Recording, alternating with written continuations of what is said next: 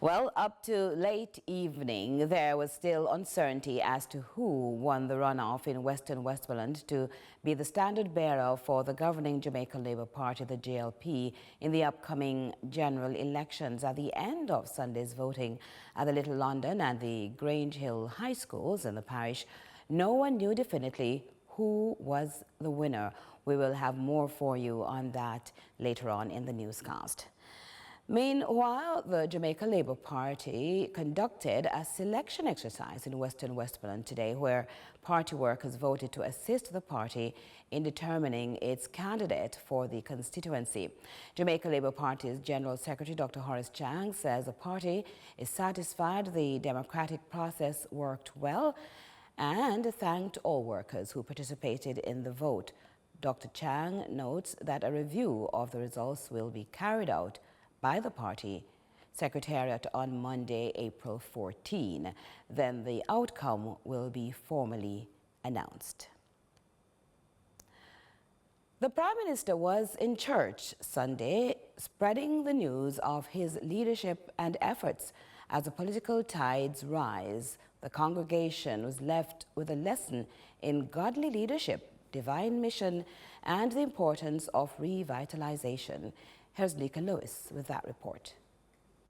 Breathing new life into the country as a leader will have certain challenges, but Prime Minister Andrew Holness declared in church on Sunday that the government is committed to the mission of rebirth and revitalization of the Jamaican society. This as he brought greetings to the Faith Cathedral Deliverance Center's camp meeting in St. Catherine. His passage of reference spoke to the biblical prophet Ezekiel and the Valley of Dry Bones that came alive. PM Holness notes there's a way out of Jamaica's Valley of Dry Bones under God-fearing and inspired leaders.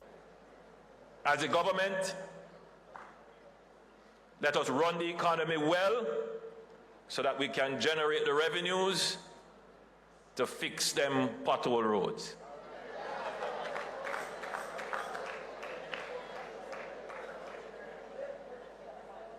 To spend the money on national security so we can address the gangs that are extorting the members of the community, so we can bring down the murder rate.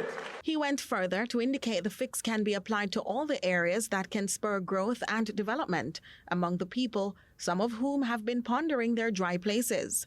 However, he accepts all things will require divine input. Let us fix the economy so that it generates jobs, so that we are now only at 3.5% unemployment, the lowest in the history of Jamaica. Yes, there are things that we can do to rattle those bones and to cause the muscles and sinews and flesh to grow. But we must also recognize that the real quality of life comes when we surrender to the Lord. The Prime Minister's mini-sermon around the theme, Come Alive in 2025, continued as he notes the nation must allow the true morality and spirituality to enter lives, giving new life to muscles and allowing happiness over time. It is at this second level of restoration, revitalization, and resurrection that we begin to understand that while the first level is important, going to the gym, changing our way of life, and all of that is important, but that is not the ultimate objective. The ultimate objective is the soul.